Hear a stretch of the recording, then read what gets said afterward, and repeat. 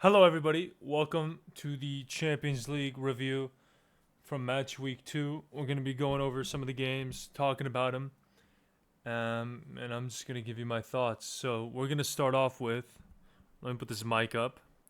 I gave my predictions a couple of days ago, so now I think I was right on most of these things. Now, starting off with Atalanta versus Club Bruges, I had the opposite. I actually had Atalanta losing this game. They were much better than Bruges. Bruges started off well, and then, as you can see, about a quarter of the way into the game, they just took over, and Atalanta created so many chances, deserved winners.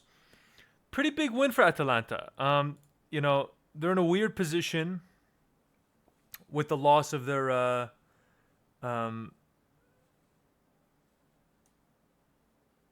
This is interesting. Oh, that's Club Bruges. My bad. They're in a pretty weird position, after losing their manager Gasperini. They're getting a little bit better form in the league. They're looking a little bit better. This was a nice win for them. Real Madrid versus Kairat. They went to Kazakhstan 5-0. Very strong lineup for Madrid. I can show it here. I thought they would rotate a little bit more. They didn't. Mbappe scamming a hat trick. My boy Satbayev wasn't able to do much. It was close for a while until it wasn't. When Camavinga's getting on the score sheet, things are not looking good. Vinny, in an everybody eats game, 6.6 rating. This guy, man. I'm going to do it 10 times more. Sure, buddy. Overall, good performance once again. That Arda Güler, Kylian Mbappe connection is deadly, man. It's reminding me of Ozil and Cristiano Ronaldo. I'm being serious when I say that. Very good performance. Not much you could take from this game, but they got the job done and they did well. Here's the big one, man. Atletico Madrid has been cooking. 4.44 XG. Listen, I'm starting to see something brew from Atletico Madrid. They brought in the talent. They brought in Raspadori. They brought in Alex Baena, who I believe was injured. They brought in Cordosa and Almada. So Alex Baena doesn't look like he was injured. Actually got subbed on, but Almada was injured. The team is starting to cook. They're looking much better now than they were a couple of weeks ago. Before the international break, it wasn't looking good. I'm liking what I'm seeing. He's pushing the fullback, specifically Ruggeri, higher up the pitch. And it's just a really fluid attack all of a sudden. Much more rotation. He needs some of these players to step up, whether it's his own son, Simeone, whether it's Barrios. One of these players has to take a jump. So far, in the last 2 games, they look like they've gotten a lot better. 5 goals in back-to-back matches. That's a fantastic output. Julian Alvarez. If anybody tells you that Isak is better than this guy, listen, they don't know ball. An insane baller. What a player. Griezmann getting on the score sheet as well. Just a truly dominant performance from Frankfurt. This was coming. They've given up so many goals in their last couple of matches. If you just go look at their fixture list, 4 goals against Borussia Mönchengladbach, 4 against Union Berlin. They killed Galatasaray, but 3 goals given to a Leverkusen team that's struggling to score. So this was coming. Really good setup. Big win for Atletico Madrid, and they look like they're pushing now. They're getting a little bit better. Now, I don't think they'll be able to win the league, but maybe another Champions League deep push. I could see it. Fantastic performance. Moving on to probably the big one. Oh, these two. Chelsea, Benfica, Galatasaray, Liverpool. We'll start off with Galatasaray, Liverpool, because I had my eye on this Chelsea game because I am a Chelsea fan more. Listen, Liverpool had the momentum of the match. They created a decent amount of chances. The issue is, I mean this when I say this, what is this guy doing on the pitch? That's not a bad XG to create, but what is he doing on the pitch? This is the type of game you need him to perform. Gakpo was all right. Frimpong at right wing, Szoboszlai at right back. Obviously, 3 at the back system with Szoboszlai kind of inverting forward. The problem was this team is they're too vulnerable on transition. And because of that, oh shit, I just realized that I have my night light on my PC, so this thing is going to come off a little bit like warmer than I would want. Whatever. But you can't have this guy play right back. You know, he doesn't have Harvey Barnes going up against him. And they took advantage of that. They won a penalty. It was a penalty. It was a weird one, but he did kind of chop his neck. Osimhen was a nuisance all game long, creating havoc for that back line, running in behind. It's one of the reasons I wanted him as Chelsea, but, you know, whatever. Great performance by him. Gundogan did all right, but overall, a fantastic defensive output from Galatasaray, a massive win. And as for Liverpool, it's just more of the same. You know, a lack of cohesion, you know, in the middle of the park and defensively. You know, they're going to create chances because they have the talent and also because they're pushing so many people up forward. But if you're trying to find balance while playing a guy like Curtis Jones, you're severely limiting your team. Right? And you look at the back line, okay, can you give any of these guys rest at any time? You know, Leone's injured. They don't really have another center back. You know, Gomez, you know. I don't like what I'm saying. If we talk about how many players are out of form, Frimpong hasn't done much. Szoboszlai's done all right. Gravenberch, okay. Wirtz, really out of form. Ekitike picked up a knock. I wouldn't say he's out of form, but he's doing fine.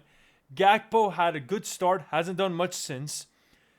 Connor Bradley, we'll see about him. I don't know why he doesn't want to play him. Maybe it was because he's still picked up an injury. Isak, we'll see about him, you know. Mohamed Salah out of form. McAllister out of form. They have a lot of players that are not in form and they're not producing. And you're going on the road in one of the toughest atmospheres to play in, and that team just were able to get the job done.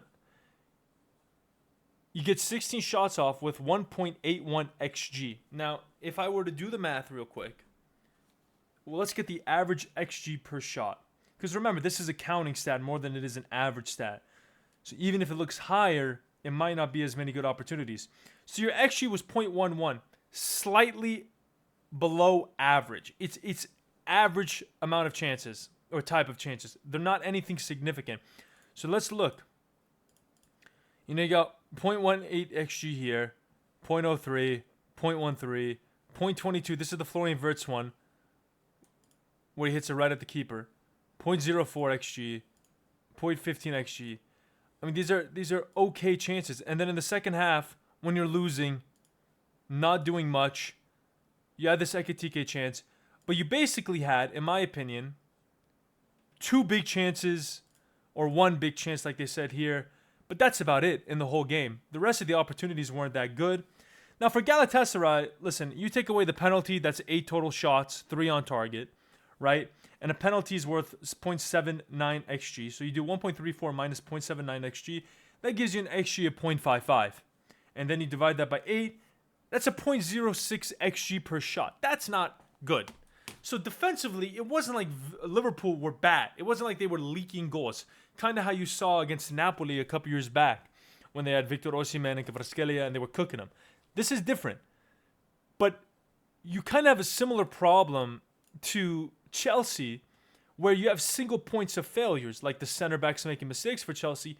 These fullbacks are horrendous. They can't defend. Szoboszlai can't defend. Frimpong can't defend. Kirkes can't defend.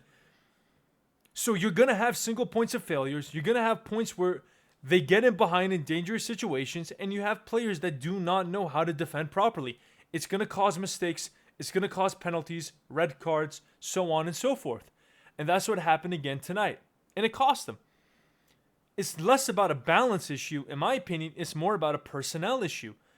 As, let's say, inept as Trent is defensively, he was definitely better than Frimpong, definitely better than Szoboszlai, and he didn't push up as high as you might think.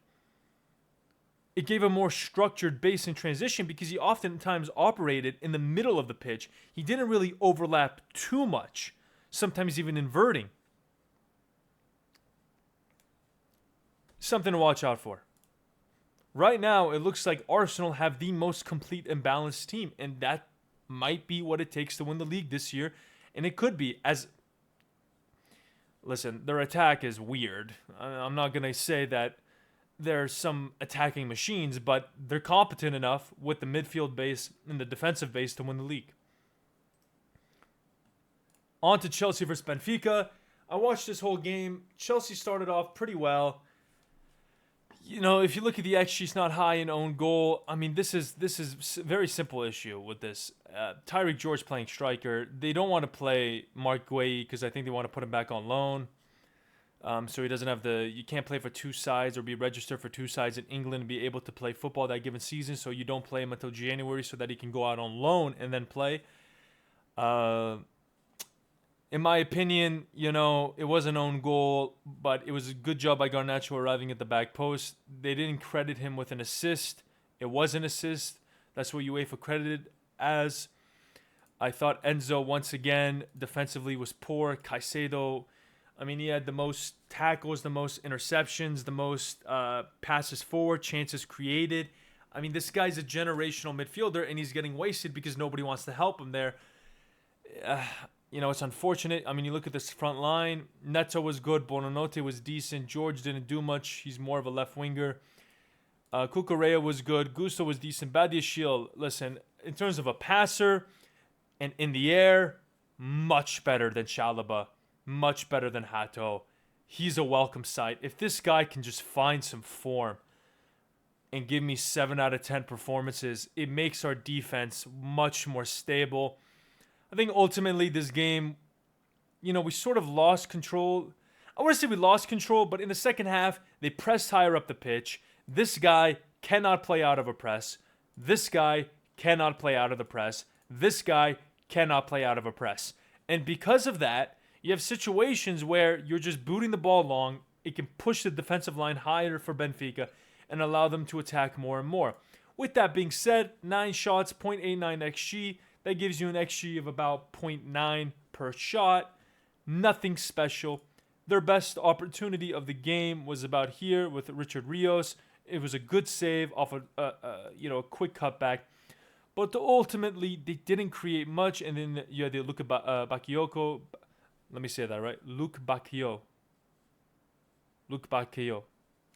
opportunity. But the rest of their shots didn't really do much. And yeah. This wasn't on target. This wasn't on target. This wasn't on target. This wasn't even on target. So they didn't really create much. I thought Chelsea created a little bit more. And once again, it comes down to one issue, right? This team is so reliant on Palmer getting shots, and he's so good at scoring that those shots oftentimes lead to goals. But the rest of the guys don't shoot that often. Neto doesn't shoot that often. Garnacho is poor at shooting, and he messed up a couple of transitional opportunities. This player, listen, I know he's young. That was one of the worst winger performances I've ever seen in my fucking life.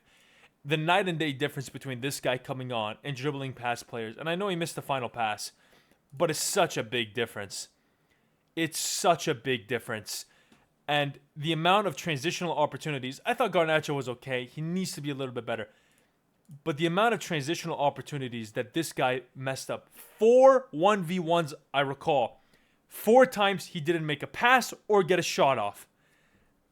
This number right here for total shots and XG should be much higher. But it's not because these wingers they don't get enough shots off.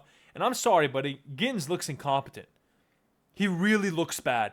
55 million, 2 billion spent. This is our front line. Fuck out of here, man. I swear. Even with injuries, it's crazy.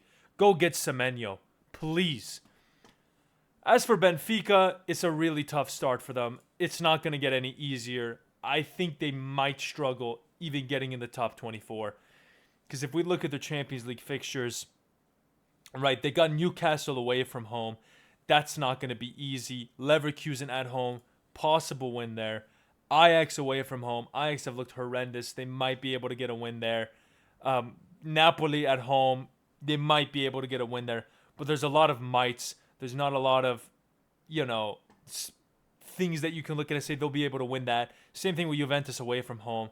The Karabag loss is bad. They need to flip a couple of these fixtures. I don't think they'll be able to.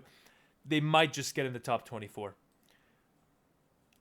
On to yesterday. Karabag, I told you they'd win. I told you they would win. This team is cooking.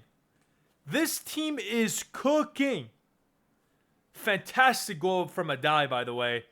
Doesn't lay the ball off, says fuck it, I'm going to do it myself. And he did it himself in the second half where they needed a reprieve. He got him the goal. I thought it was a really, really good performance. 2 wins out of 2 for Qarabağ.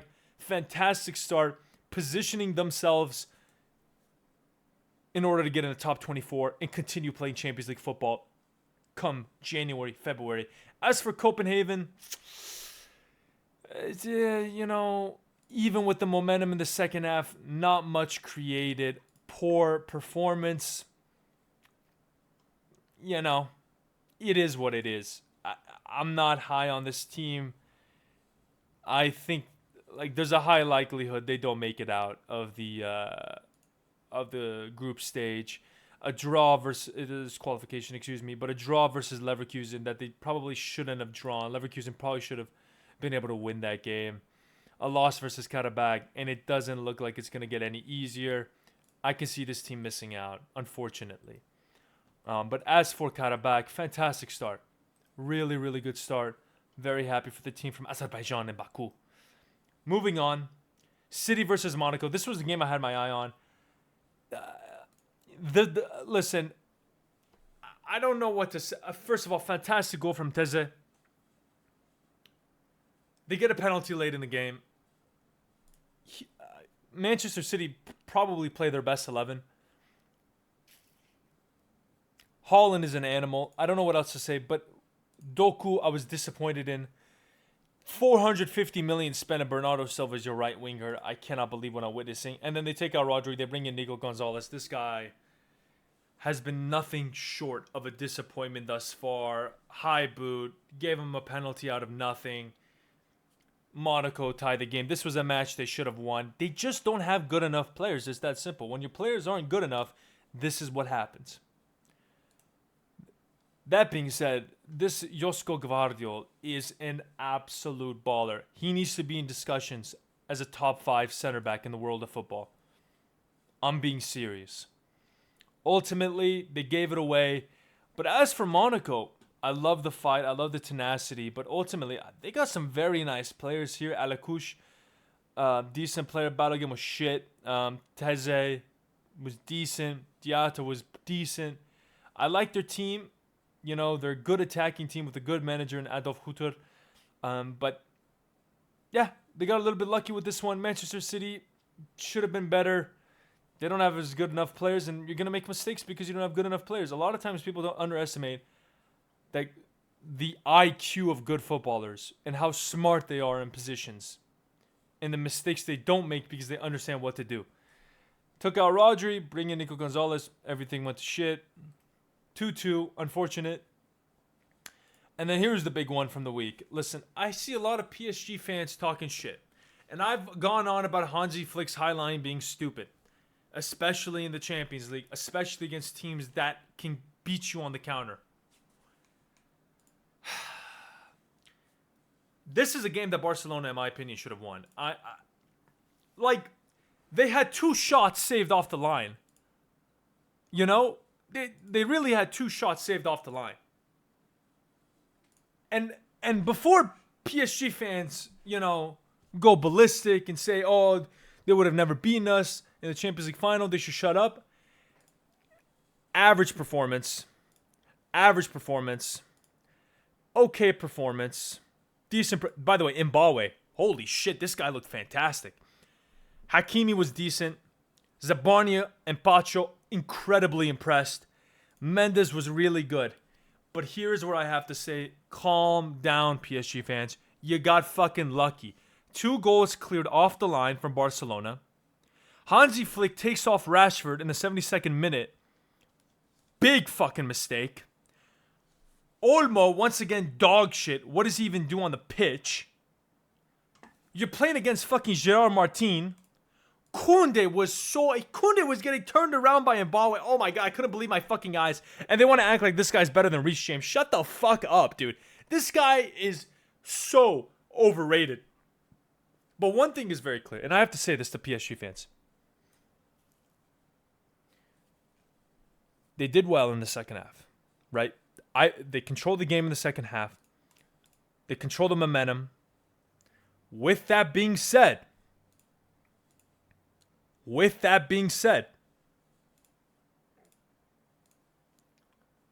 And I want to make myself clear. Let me find the shot. Right here.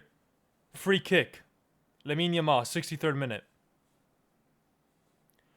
Nuno Mendes should have been sent off. That's a double yellow. That's double yellow. Mendes, he didn't defend Yamal that well today. Yamal got in really good positions, created a lot. And this should have been a double yellow. Mendes should have been given a red card here. How it was not given, I don't understand. Well, it's an English referee. It's Michael Oliver. I understand. But this is a double yellow. I'm sorry. So you clear 2 goals off the line, and you got a double yellow and a red card that wasn't given, essentially. So I would calm down. Oh, you have injuries? They have injuries too. They have injuries too. So I'd pipe down a little bit. I'd watch your tone a little bit. Because with all the respect, you got very lucky in this game. Because it could have easily been 2-1, 3-1 Barcelona with a red card to Paris Saint-Germain. Easily. Easily. I think you're the better team. But let's not get it mistaken. They have the best player in the world. And he got your guy 2 yellow cards. He should have been sent off. Instead, they're praising him as the best left back in the world, which he is. But he wouldn't have been getting praised if he got sent off after getting cooked by Yamal, which he did.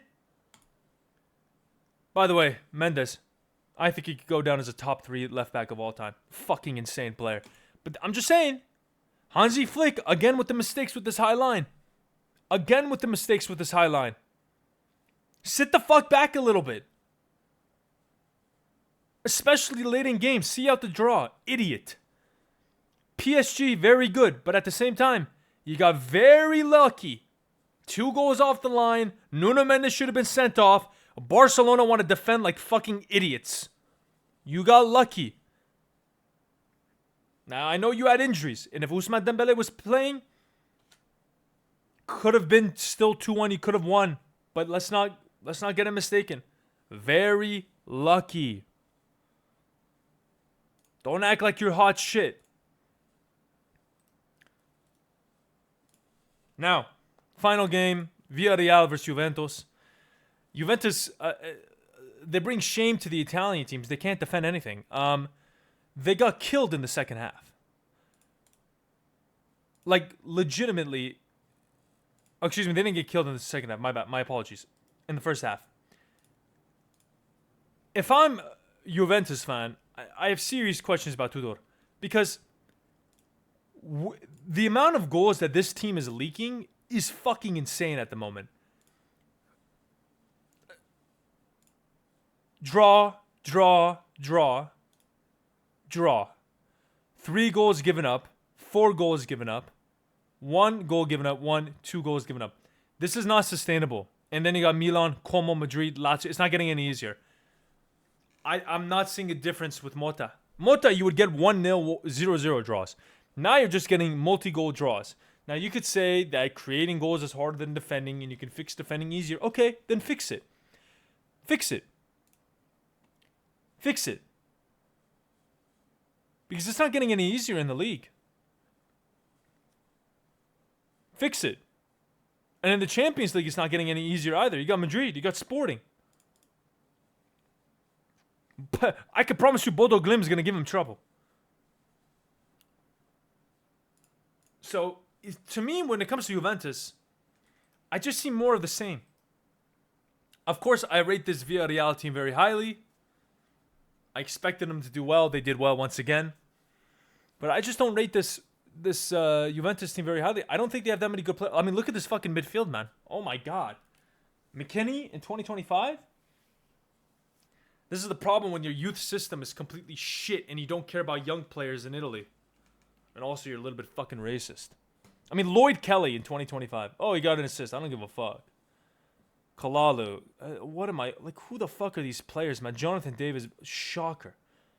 Shocker, man. Holy shit. What the fuck is this team, man? You're going to continue to have issues because this midfield can't run anything. You might be physically imposing in Serie A because the Serie A physically is so much behind Champions League level. And I should say Champions League knockout level. as well as like Premier League and La Liga. But what the fuck? Coop Miners. Oh my, one of the worst signings in their history. Juve in the mud. I think that's all. Here's the Europa League as of right now. And yeah, thank you for watching. Pretty interesting weekend of action. I think most of the things that we thought were going to happen happened. Actually, not really. But yeah, we move. Decent week, and then I'll make my predictions video for the upcoming matches this weekend on Friday. And decent Champions League start to the season. We move.